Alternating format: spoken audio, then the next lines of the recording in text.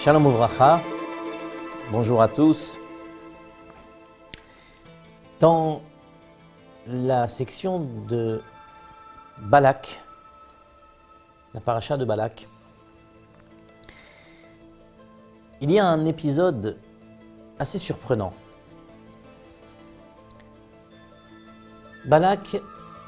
Bilam est un prophète non juif qui a reçu l'ordre de Balak, le roi de Moab, d'aller maudire les Juifs.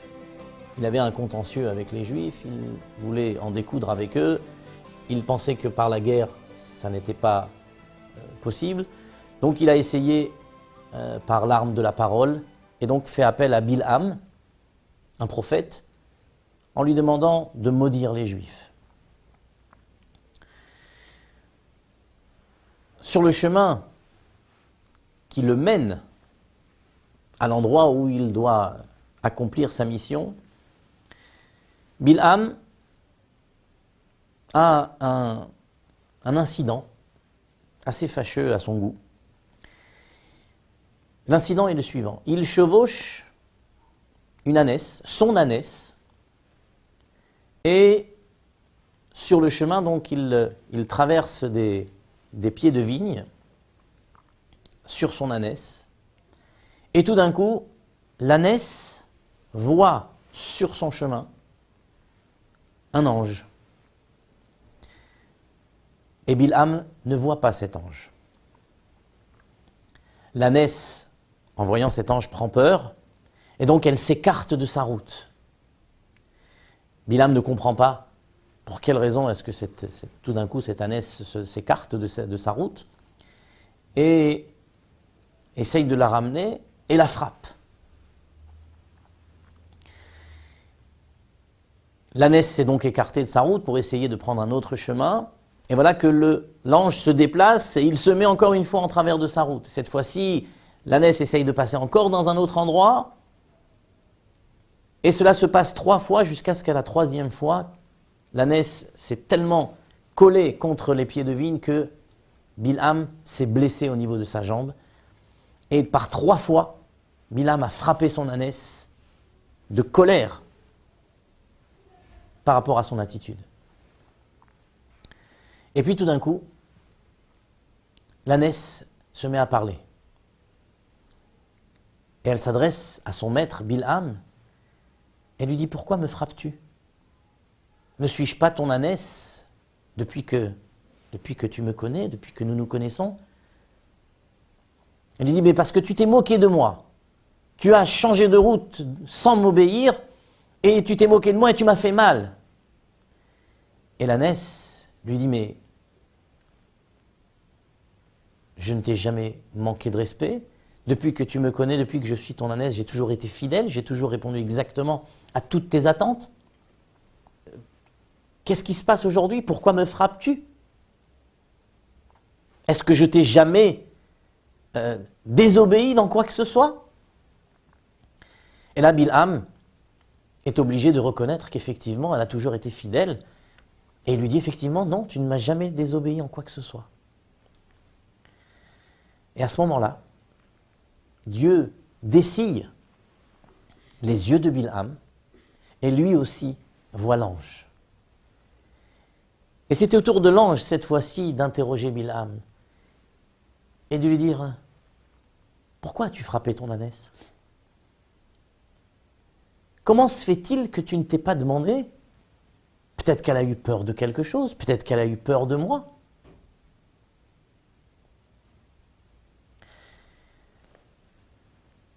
Alors voilà, mes chers amis, de ce petit épisode de la paracha de Balak, nous tenons ici une leçon pédagogique extraordinaire. Nous avons tous tendance un peu à considérer nos enfants, et je mets bien entendu ce terme entre guillemets, mais les considérer comme des ânes, c'est-à-dire des êtres auxquels il faut tout apprendre, à qui il faut tout enseigner, qui a priori ne savent rien et à qui il faut tout expliquer.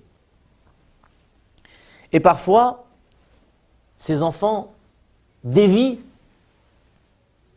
ne se conduisent pas exactement de la manière dont nous le souhaiterions.